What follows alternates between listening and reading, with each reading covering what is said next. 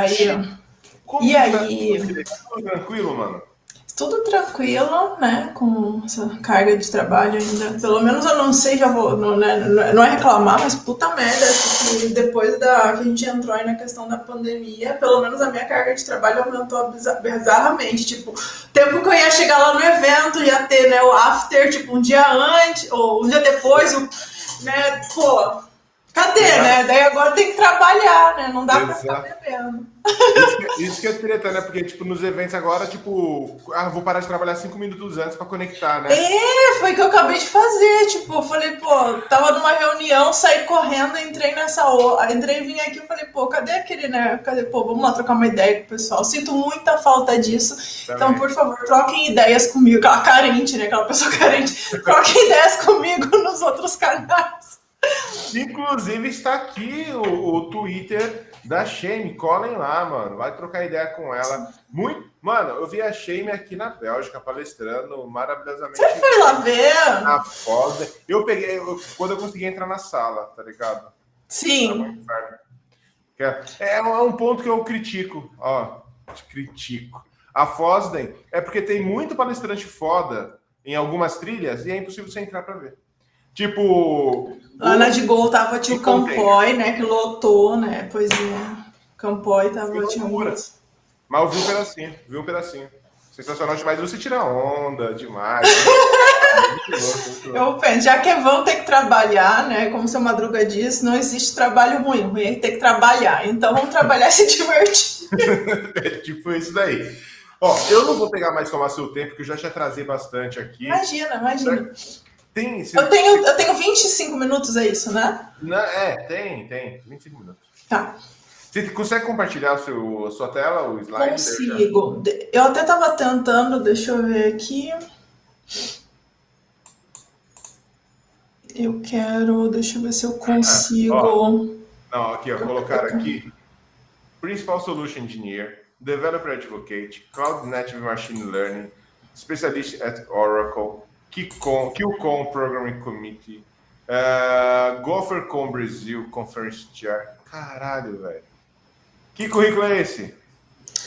Pô, vamos ver se isso aqui vai agora. Deixa eu só ver isso Sensacional aqui. demais, imagina só que é isso, mano. Conheci a Shane em Floripa, no evento de Go, monstra demais, olha só. Vocês estão vendo a minha tela? Porque eu não estou vendo a minha tela. Ah, eu que esqueci de colocar aqui, Shane, foi mal. Eu tô lendo os comentários aqui, esperando. Foi mal. Ah, não, mas eu não estou vendo, está preto assim, é assim mesmo? Não, Peraí, não é assim, não. Peraí. volta aí, vamos ver. Aí, pô, o que essa mina vai falar de um negócio, ela não consegue nem abrir um PowerPoint. Vamos ver aqui, tô dando permissão. Ok, deixa eu ver. Eu vou pôr a tela toda, vamos ver. Não, essa é a terceira. Ué, por que ele não vai pra segunda tela? Tá, vamos ver agora. Vamos ver aqui. Aí, tá, apareceu. Agora apareceu, né? O que eu quero saber, se a hora que eu colocar a apresentação, vamos ver. Mudei para ver. Agora Ela foi a foi. apresentação. Só que eu acho que ela tá no modo de que você tá enxergando, tá vendo? Ó? Tinha que ser só o full screen da vida aí. Ele tá no modo de tipo já Deixa mostrando o eu próximo ver. slide. Sim, As notas. deixa eu ver um negócio aqui, peraí. Quer que eu tire a tela? Por favor. Deixa eu ver. Enquanto isso, como que vocês estão? Eu quero saber aqui, quem é que tá comigo aqui desde da meia-noite? Tem alguém que tá aqui falando assim, mano, eu tô desde o começo? Eu duvido. Pô, eu tô, mas eu dei umas dormidas, eu confesso. Eu dei umas Aí sim, mas dormidas. não, tem que dar umas cochiladas, mas. Ah, o Hugo tá aqui. O Hugo, eu acho que ele falou que foi para uma reunião, mas ele deu um migazão e foi dormir, mano. 16 horas de live, ó. Agora tá com 17 horas e 16 minutos de live, não é isso? É isso aí, 17 horas já, mano. Eu tô, mas dormi às 3. Olha, ô, tem uma galera mesmo, cara. E agora? Acho que foi, agora foi. Aí foi. Pô, eu tô. Certinho. Beleza, né? Tô com um monitor novo, tô com 3 monitores, então assim, né? Pô, tá demais, tá demais. Mas eu tinha que entrar no clima do pessoal de Ops, né? Porque assim, 3 monitores é pouco, então assim, pra gente de Ops. Então eu quis pelo menos ter um gostinho. É isso, é tipo o Matrix, tipo, Roll, tá ligado? Nave da Matrix. Exato. Bom, só para dar um contexto para vocês, eu não sou especificamente da área de Ops, para todo mundo aqui já me conhece, eu não sou da área de Ops, mas eu sou especialista em arquitetura. E o que é o meu papel hoje, principalmente na Oracle? É fazer os times conversarem. Quando a gente projeta arquitetura, é conseguir fazer o time de Ops, o time de Dev, a galera se conversar e o projeto sair. Já ia falar a palavra, o projeto sair. Então, eu acho fundamental, inclusive, o Castellani comentou na palestra dele agora há pouco sobre isso, né? Sobre o quanto é importante a gente fazer essa comunicação. E mais, né? A gente se unir contra a Skynet, porque pode dar uma merda ali no futuro, então é bom a gente se unir. Vamos lá, faca fecha. Só vai dar merda, viu, Xemi? Não tem outra chance. Bom, quando que surgiu esse termo, né, AIOps, ou AIOps, ou, enfim, Artificial Intelligence for IT Operations, surgiu em 2016, quando o Gartner resolveu criar essa nova expressão para tratar o que não conseguia se tratar dentro de DevOps exclusivamente, né, as coisas que você conseguia ali tem outras camadas, em outras layers que já tinha necessidade. Então, esse termo relativamente super novo, desde 2016, mas ainda é aquele big mistério que ninguém sabe se é AIOps ou se é MLOps, o que é, isso, né, o que está dentro disso tudo. Então, AIOps está dentro de MLOps, que é Machine Learning, né, está dentro, mas as áreas, elas meio que têm uma conexão, elas se intersectam em vários momentos. Então, eu estou falando mais aqui do AI por quê? Vocês vão ver. Vamos lá. Bom, AIOps, como eu já disse, significa Artificial Intelligence for IT Operations, que é nada mais, nada menos do que a junção de ferramentas de Big Data, ferramentas de aprendizados de máquina, por isso que eu estava falando. Então, assim, usa as ferramentas de aprendizado de máquina e usa Big Data e usa os dashboards de visualização. Aí que a gente sabe, Grafana, por exemplo, Kibana e todos os outros que existem por aí. Bom, e ela nos dá de presente uma nova camada de arquitetura, que era isso que eu estava falando agora há pouco com vocês, que vem, obviamente, para facilitar, né, resolver muitos problemas, mas também traz aí mais uma camada de complexidade, mais uma área que a gente tenha que se especializar. Então, o que eu sempre falo, você sim pode ter, né, você pode se tornar um especialista nessa área, mas se você não é, como é o meu caso, eu sou especialista em Machine Learning e Inteligência Artificial, mas não na área de Ops. Mas eu preciso saber, pelo menos o mínimo, estar sempre conectada com a galera especialista em operação com essa parte, para poder bolar a melhor arquitetura possível para aquele case, para aquela situação. Então, vamos lá. E tá bom, Shame, para que serve essa parada, né? Bom, a IOPS, ela vai utilizar, igual eu falei, o aprendizado de máquinas e um montante de dados que a gente obtém de diversas formas aí da plataforma, e vai dar como se fosse um tracking digital, um real-time do que está acontecendo ali na plataforma, as operações que estão acontecendo. E que isso possa, né, ocasionar algum problema ali, que antigamente se formavam as salas de guerra, por exemplo, para resolver um problema de uma Black Friday, por exemplo, de alta demanda de requisição, enfim, né? Ele ajuda você a identificar quando essas situações estão para acontecer ou quando ela, de acordo com as que já aconteceram. Então é como se a gente tivesse ali o poder de uma mini bolinha de cristal. E, né, para que serve tudo isso? Tá, beleza, eu vou conseguir identificar tudo, né? E ela vai. Tá, beleza, beleza. E aí, o que eu faço? Ela vai substituir, né? O cara do SRE, ela vai substituir? Não, cara, ela não vai substituir. Mas ela vai ajudar a diminuir aquelas tasks chatas que ninguém quer fazer, como, por exemplo, ticket que abre de como o ambiente está de pé, sabe? Coisas assim, que ninguém quer ficar respondendo, porra, você tá lá pensando num negócio complexo, você tá ali todo concentrado, cai um ticket para você perguntando se a plataforma está de pé. Por exemplo, às vezes um erro do desenvolvedor, ou enfim, isso tira toda a concentração das pessoas. Eu não sou da parte de operações, mas trabalho muito com todo mundo. E assim, é claro, isso eu vejo o quanto isso quebra a linha de pensamento e atrasa o que tem que ser feito. Então, por que não a máquina fazer isso, né? Mais lá para frente eu vou falar sobre o Chat Ops. Como a gente conseguir automatizar esses processos de tickets que são corriqueiros, por exemplo, dentro da empresa, né? Então, o objetivo é você colocar para a máquina fazer aquilo que é um pé no saco e você ficar focado nas tarefas que realmente têm valor. Nasquelas tarefas em que a máquina ela não vai conseguir resolver por conta, porque tem tantas variáveis e ela precisaria ser treinada tantas vezes para ela poder imaginar o que ocorreria ali. E aí não faz sentido. Por isso que eu falo, não vem para tirar o papel de ninguém, mas vem para tirar aquele trabalho chato. Então, assim, conclusão, né? Menos trabalho redundante, mais diversão em cerveja. Não, mais trabalho importante. Também eu tenho um cafezinho ali, uma diversão em cerveja. Não tenho cerveja em casa, eu tinha um vinho, então... Tchim. Tocamos lá. Tá, e a IOPS? Como funciona o IOPS, Shame? Bom... Ele funciona através das fontes de dados existentes. Qual ferramenta? Depois me falem qual a ferramenta. Funciona com fontes de dados existentes, né? Incluindo o monitoramento tradicional. Então, os dados bem obtidos de todas as ferramentas que a gente consegue extrair log, métricas, anomalias, desempenho, tudo que a gente tiver ali. Todos esses dados, como eu falei, eles já são processados por modelos matemáticos prontos. Então, assim, quando você principalmente já está rodando numa nuvem, aí eu não vou falar da empresa que eu trabalho, mas se quiserem rodar na empresa que eu trabalho, já temos esses modelos matemáticos lá, inclusive eu ajudo a fazer esses modelos, você pode e deve rodar isso em modelos prontos. Por quê? E disponíveis, porque isso vai te poupar uma caralhada de tempo ali e já vai obter algumas filtragens.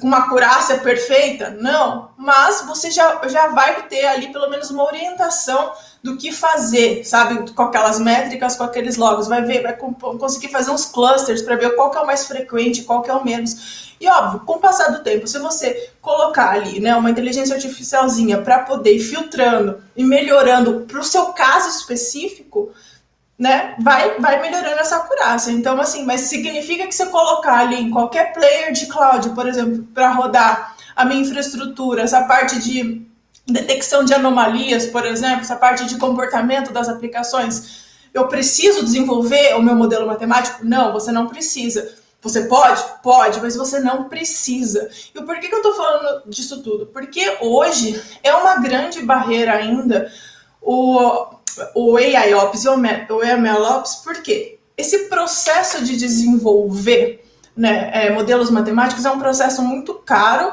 pelo tempo que ele demora e pela quantidade de braços que você precisa. Então, isso acaba sendo uma barreira hoje para as empresas acabarem indo e tendo um time para cuidar mais dessa parte. Então, e como que ele funciona, né? Beleza, ele só vai lá pegar, vai dar uma olhada. E aí a questão né, que a gente fala dos falsos positivos, que hoje é um grande problema, né, na infra. Não, tem uma segunda camada, todos os, igual eu falei, estou falando aqui dentro da Oracle Cloud, mas em todos os outros players também tem, até o ponto que eu sei. Tanto que a gente trabalha muito com projetos de nuvens híbridos, assim, com vários players. Então, você tem uma segunda camada de algoritmo ali que analisa novamente esses eventos, esses dados, esses logs, e ele faz aquilo lá, ele reidentifica esses clusters que eu estava falando, né? Ou seja, ele identifica, classifica, e ele começa a colocar como se fosse uma lista de sintomas, tipo sintoma de, como a gente fala, eu tô com dor de barriga, é o sintoma de intoxicação, como se fosse isso. Ele começa a juntar isso, toda vez que ele vai identificar na plataforma que esses sintomas estão acontecendo, ele vai gerar um alerta. Isso vai te poupar, por exemplo, de cair um ticket surpresa, de alguém te ligar ali meia-noite, numa eventual hora desagradável. Vai continuar acontecendo? Vai, mas diminui bastante, né? Então, essas filtragens pelo algoritmo, e conforme eu falei, conforme você forem treinando e retreinando, mesmo que você não faça isso, tá? Eu tô falando de um cenário mais ideal. Mesmo se você usar só os modelos prontos, a gente tem sim a gente reduz muito o nível de ruídos, reduz muito essa questão de falso positivo, né? Oi, Soma! Se eu passar alguma mensagem aqui, deixa eu ver. A IOPS e além. Bom, vamos lá então. O que vai, né? Igual eu tava falando, o mínimo que hoje a gente pode fazer, que já dá para fazer, porque assim, eu sei às vezes do entrave da empresa disponibilizar um budget para a gente ter alguma ferramenta ali de AIOps, de MLOps. Então, assim, às vezes é aquela iniciativa sozinha, né, alone, dentro da empresa para facilitar o próprio trabalho, para depois tentar convencer o time, para depois tentar convencer os superiores de que isso vale a pena, de que o investimento vale a pena. Então, né, como fazer isso daí, né? Como mostrar?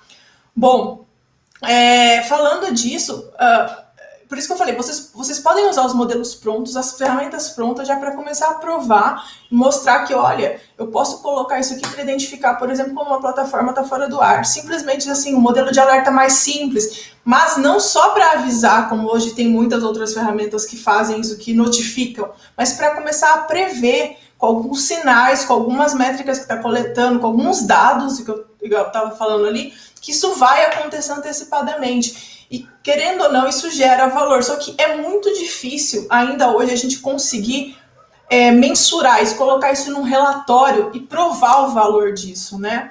Até as big companies hoje estão ainda caminhando nessa parte de AI Ops. Então, assim, não é uma coisa que está ainda no boom, né? Bom, e aí você fala, né, Shane, tá legal, então beleza, vou partir, vou automatizar tudo? Não, você não vai fazer isso. Por que você não vai fazer isso? Porque a Skynet vai te foder. Não, brincadeira. Você não vai fazer isso porque, querendo ou não, com a questão de você automatizar tudo, você acaba perdendo. A máquina ela vai aprender o que você vai ensinar, correto? Se você para de ensinar e ela aprende sozinha, ela pode ir para um caminho que talvez não seja o que a tua plataforma está indo, a tua empresa está indo. Ela vai continuar identificando? Sim, mas ela sempre precisa estar acompanhada. E em caso de um eventual problema, um eventual desastre, é legal e recomenda-se, né? A política da documentação da SRE recomenda-se, lá do Google, recomenda-se que você tenha pelo menos 25% da sua parte de operação ainda manual, para que você consiga cuidar se algum desastre acontecer. Poderia ser pela Skynet, seria muito mais legal, né? Mas não é isso que vai acontecer. Infelizmente. Quer dizer, não sei, pode ser que, né? Estou falando aqui, isso ela pode ficar puta e querer, né? Querer ali se vingar. Bom, e aqui foi o que eu falei. E qual que é uma outra parte que a gente pode também começar depois de colocar esses sistemas que eu falei de identificação e prevenção de alguns desastres ou alguns incidentes, né? A gente pode começar a trabalhar com os recursos de ChatOps, que também estão inclusos dentro do AIOps. O que são esses ChatOps? Nada mais é do que pegar aquelas funções que a gente identificou. Faltou o GitOps. Não, tem tudo. Pegar o que acontece de mais rotineiro naquela empresa, naquele processo, e transformar aquilo num caminho já para resolução. Então, você vai treinar a IA para ela resolver aqueles problemas mais corriqueiros, para você e, consequentemente, diminuir muito o número de tickets da parte de SRE, né? E lá na frente, o que todos nós queremos é um ambiente que hoje se tem, né, como a utopia, que é o self-healing, que seria a autocura. O ambiente, né, a plataforma identificar que ela tem um problema e ela mesma ter os mecanismos para ir lá e restartar, ou enfim, fazer o processo que ela precisa para ela voltar a funcionar corretamente. Então, isso é o que a gente busca com todos esses treinamentos. Chegar lá na frente e acontecer uma coisa tão recorrente que, em vez até dela prever, ela vai se antecipar para não acontecer, e se ela não conseguir se antecipar, ela vai se autogerenciar. Então, principalmente aquelas coisas bem comuns e corriqueiras, né? Como eu falei, que acabam tirando, às vezes, o tempo do time de SRE, acabam tirando o time de operações para ficar resolvendo aqueles ticketzinhos e o que importa não sai, né? Então, falando agora de, mas você falou que começou em 2016 isso. Não, em 2016 o Gartner estipulou essa nova camada, né? Colocou um nome para isso. Mas essas tentativas da gente conseguir automatizar a infraestrutura, começaram ali há pouco mais de 20 anos atrás, com as ondas de correlacionamento de eventos. Nada mais do que são regrinhas, né, que as pessoas conseguiam ver que quando acontecia 3, 4 eventos desse tipo, gerava tal problema, ou gerava tal coisa. Então, assim, foi isso. Mas como que, né, por que isso não se desenvolveu? Simplesmente porque era feito manual. Era muito aquele conhecimento que a gente fala de oralidade passado adiante. Então, assim, nada que você conseguia fazer com muita facilidade. No máximo, você conseguiria criar ali, fazer uma regra e deixar a regra. Mas, como eu falei, a regra ela não aprende sozinha. Então, mesmo assim, era limitado. Pouco mais de 10 anos atrás, veio uma nova onda de correlacionamento de eventos de segurança da informação. Aí sim, já tinha, né, algumas coisas automatizadas, mas ainda sem inteligência artificial, algumas tentativas, mas ainda era uma coisa assim muito demorada. Então, o custo pelo tamanho das horas e o pessoal para se fazer isso não valia a pena. Ainda era melhor você manter um time grandão de várias pessoas cobrindo o ticket básico, né? Então, esses processos... acabei de ver um erro ali. Esses processos de concordância e juntei, né? Esses processos... Nossa, gente, desculpa. Esses processos de correlacionamento, no entanto, não se mostrou muito eficiente, eu falei, porque eles, né, eram feitos de forma manual. Próximo de 2016, 2015, esse problema começou a ser resolvido. Por quê? Porque eles falaram, por que a gente não usa, então, uma inteligência artificial para olhar essas regras, aprender essas regras, olhar as constantes que tem e começar a montar novas regras, né? Beleza. Então vamos botar a porra da Skynet para trabalhar, né? Pelo menos antes delas nos foder, ela pelo menos, né, vai fazer um pouco de trabalho aqui pra gente. E aí vem, beleza, Xêmio, e como que isso tudo se dá com os desafios das operações, né? E o que a gente tem hoje de desafio? Para quem aqui trabalha nas operações, que não é dev, que tá ali, na lida, quem que é? Então, assim, vamos falar aqui agora dos principais desafios das operações para ver como isso se conecta, né, com a AIOps. Bom, o principal desafio são os desenvolvedores, a gente sabe, né? Não param de encher o saco do pessoal da infra. Sou desenvolvedora, então sei do que estou falando, tenho voz para falar disso.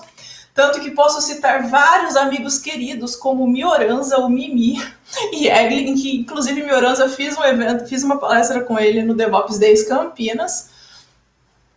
Porque, né? Eu enchi tanto o saco dele que ele falou, tá bom, você quer resolver essa merda? Então vamos fazer junto, para de me perturbar. Fizemos uma palestra junto sobre isso. A galera que não faz teste é outra que enche o saco. O povo sem vida social, que faz deploy na sexta, que não tem um sistema de rollback legal, que não tem uma constância ali de fazer, né, os deploy na sexta, então é uma coisa, um evento quando faz, crasha tudo. Café ruim, também isso é um problema. 7 monitores ultrawide de 29 polegadas cada um que eu não tenho, então isso também é um desafio para as operações, né? Então, assim, eu reconheço, eu estou com 3 aqui e não estou conseguindo. E eu não tenho uma impressora 3D, então, assim, esses aqui são problemas muito comuns que a gente identifica, né, no desafio das operações.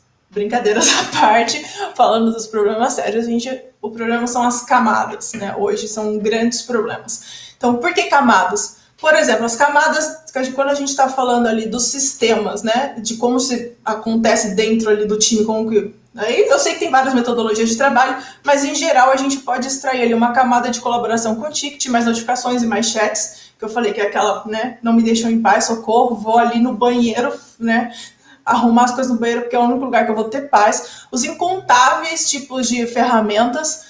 Por exemplo, só em monitoramento a gente lembra, né? De APM, NPM, CM, ITIM, DEM, uma caralhada de coisas. Gente, é muita coisa para o nosso cérebro, assim, é muita coisa. Isso eu tô falando, né, de uma linhazinha, né? De uma linhazinha. Então, o que mais, né? O gira é outro problema. Não, brincadeira de novo, passando. E o que esse monte de camada gera, né? Olha lá, estão lembrando mais. SOAR, CM. Esse monte de camada gera dados. E aí a gente cai naquele problema. Beleza, eu preciso de dados para trabalhar com AI. Eu preciso de dados para trabalhar com machine learning, porque isso depende... A ciência de dados, que essas metodologias dependem, precisa de dados. Beleza, mas eu tenho dado aí? Como que ele está? Aonde ele está? Né? Eu só tenho ele ali. Ele não está pronto, ele não está preparado. Eu nem sei se é o dado que eu preciso. Né? Então... E eles estão em volumes absurdos, a variedade é de todo tipo, e a gente tem que manter a velocidade de processamento, porque eles vêm, a gente não pode perder. E o que a gente está fazendo com isso, né? Então, à medida que as infras evoluem, vamos falar de modo geral assim, os modelos antigos, obviamente, eles se esforçam para atender essa demanda, principalmente a alta velocidade de processamento, as altas filas. Por mais que a gente pense ali numa arquitetura de filas maravilhosa, se a gente não usar daqui para frente um processo ali de inteligência artificial concomitante, vai chegar num ponto que você vai pegar a maior máquina que você tiver ali na nuvem, por exemplo, você não vai ter nem espaço para montar o seu on-premise ali e vai crashar, não vai ter o que fazer, né? Porque a gente vai atingir um limite em que será necessária a adoção de machine learning e inteligência artificial para poder tomar a decisão até do que armazenar, do que não armazenar, do que processar, do que não processar, né? Então, novamente que eu falando, a evolução contínua dos modelos de infraestrutura, né, é um desafio, porque está toda hora, né, mudando, igual a gente estava falando aqui, o pessoal estava falando, por exemplo, de Kubernetes, uma coisa que existe há 6, 7 anos, então, assim, é uma coisa que né, acaba sendo muito mutável, né? Então a gente precisa, claro, fazer um negócio pensando a longo prazo, em ser escalável, em ser flexível, maduro, blá blá blá, mas mesmo assim vai ter um limite, né? Então os sistemas físicos, estáticos e previsíveis que a gente, né, tinha um tempo atrás e ainda temos vários remanescentes por aí, eles estão indo cada vez mais para o sistema de software que muda, reconfigura, ambientes virtualizados, né? Cloud, multi-cloud principalmente. Né, isso existem tecnologias de processamento dinâmico que são compatíveis com essas novas tecnologias, né? Então, nós não podemos executar esse novo cenário com as ferramentas do passado. Então, elas não têm que precisa. Dá para fazer? A gente vê que dá. Acho que aqui a gente faz muita coisa com ferramenta que não é adequada. Tipo, eu tô pintando a parede com um martelo. Tá dando, tá ficando bom? Mais ou menos, né? Então, né?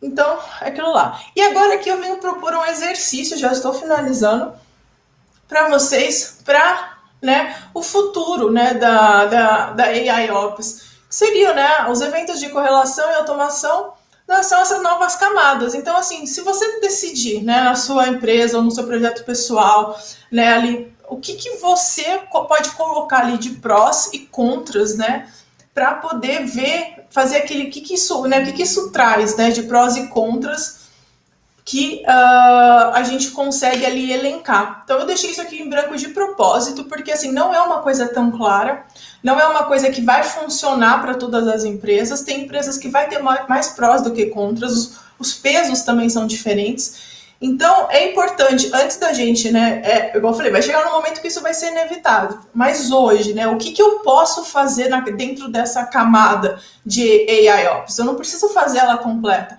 Então, quais vão ser os prós para a minha empresa e quais vão ser os contras? Vou deixar depois esse slide aqui, acho super legal fazer essa linha de pensamento que eu trouxe e pensar sobre isso. até pra gente, tipo, não sair, assim, tentando pegar tudo que tá no hype, né, e vamos embora, né? Às vezes não faz sentido para aquele momento, mas é importante, sim, a gente saber que isso existe, que se surgir se a gente tiver, às vezes, uma task muito corriqueira dentro da empresa, talvez aplicar só AIOps para essa task como experimentação, deixar rodando na nuvem, numa maquininha pequena, vale a pena. Eu falo isso porque a gente sabe que é diferente a gente colocar isso rodando só uma partinha lá e colocar o ambiente todo. Dá diferença de valor, dá diferença de máquina. Então, vamos lá. Então, em resumo, né, o AIOps ele combina a automação de atividades táticas, como supervisão, estratégia, para especialistas, né, para não sair automatizando tudo, como eu falei, né? E ao mesmo tempo, né, porque a automatização de tudo financeiramente, né, ficaria inviável, e falando assim dos aspectos de você dar conta, da máquina dar conta de tudo também, isso ainda não é uma realidade, quem sabe mais lá na frente, mas hoje a gente ainda sabe, mas também por que, né, não pegar esse caminho do meio, igual eu falei, não, em vez de não automatizar nada ou automatizar tudo, não, vamos automatizar aquilo que pode ser automatizado, que seria rápido de fazer, que, né, consegue errar e aprender rápido, que isso já vai liberar a galera para poder trabalhar nas coisas, né, chamadas mais complexos, aquilo que a máquina ainda não vai conseguir fazer, que a gente precisa, né, dos cérebrozinhos humanos. Acho que, não sei se eu extrapolei, falei voando, gostaria de saber se tem alguma dúvida. Sensacional demais, Shem. Você é louco, você é zica do pântano. E ó, eu acho que ficou bastante claro, isso aqui é um tema bastante extenso. E eu quero saber o seguinte: estamos ferrados no futuro bem próximo? Qual a sua opinião em relação a isso? As máquinas vão matar a gente? Olha, eu tenho seres. Eu já vi a zica aqui no chat, mas eu vou falar assim, né? Que as máquinas acho que poderiam ser mais espertas e matar a gente antes de alguns seres humanos que já estão por aí tentando, né? Mas, enfim, né? Eu acho que não. Ainda mais que a gente, né, trabalha com problemas. Sim, gente, nós temos opiniões. Eu não sou uma máquina, eu tenho opiniões políticas também. E ainda bem, inclusive.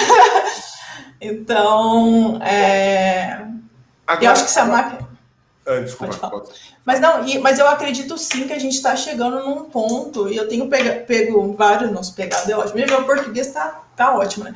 Eu tenho pego vários projetos dentro hoje do meu time, com o meu time inclusive, que a gente está chegando assim, do jeito que foi feita a arquitetura, está no limite da capacidade de muitos players de cloud, por exemplo. Então, assim, nenhuma solução, né, bare metal ou nenhuma solução mesmo na nuvem resolveria o problema de infra daquelas empresas. Porque do jeito que foi montado, né, principalmente quando tem muita requisição, banco, enfim, vários negócios em que isso hoje, do jeito que foi montado, você fala, beleza, eu estou usando, sei lá, Kotlin, eu estou usando, aí você vai para stack, né? Eu estou usando Go, que tem coroutines, blá, blá, blá, resolve. A gente chega a um ponto que nem você pode fazer você pode ter stack de back-end fudidamente feito boa, a parte de front boa, vai bater lá na infra, vai dar pau. Por mais assim, o cara não foi um erro da infra, foi a limitação mesmo. Então, chega um momento que a gente precisa já colocar. Eu acredito que aí nos próximos 5, 10 anos, assim, 5 anos, 10 anos, a gente precisa, assim, voltar a falar sobre, né, AIOps, sobre MLOps. Hoje, ainda, para a maioria dos negócios, não é algo essencial, mas sim, lá na frente vai ser. Então, é isso que eu vejo. 5, 10 anos, o negócio vai começar a ficar um pouco mais feio aí. Hoje a cara do I.O. seria o ChatOps da vida, assim, pelo menos para a empresa. Eu digo assim, não é evidente, tem empresas que estão navegando bruto, assim. Mas, sim, mas ainda geral, assim, eu acho que hoje o que mais se tem é a questão de alertas, mas alertas ainda sem tanta inteligência por trás, mas voltado para regras. E o que se tem um pouco mais é essa previsão, né? Essa predição, que é um pouco trazer um pouco da indústria, né?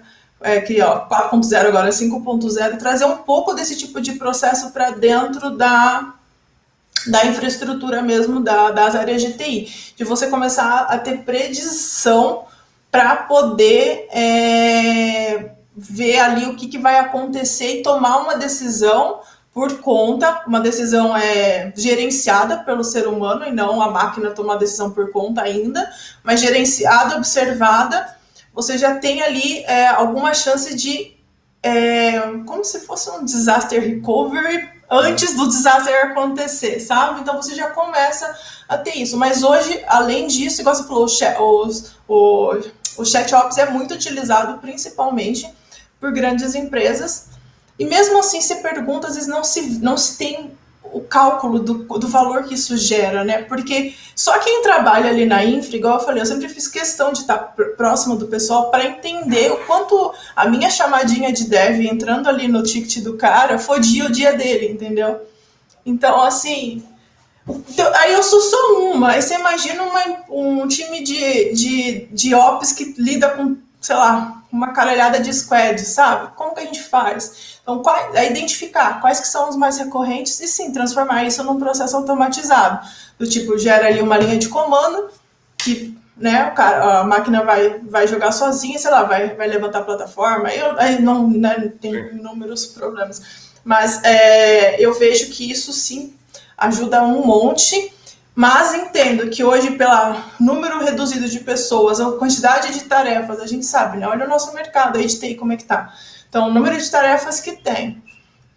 Isso não acaba não sendo priorizado, né, pela galera que faz a lista de priorização. Então, assim, mas eu acho que logo a gente vai precisar sim priorizar isso, pelo menos deslocar as pessoas mais interessadas ou que gostariam de essa área, porque vai desafogar e aí você vai conseguir, inclusive, resolver os tickets mais complexos com mais tempo, mais, né, uma forma mais tranquila.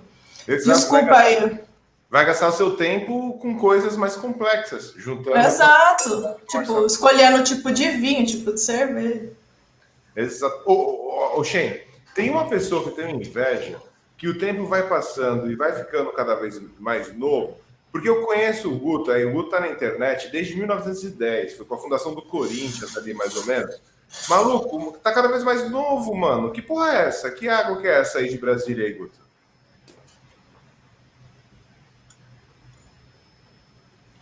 Chama-se cerveja essa água que eu tomo. Ela é uma...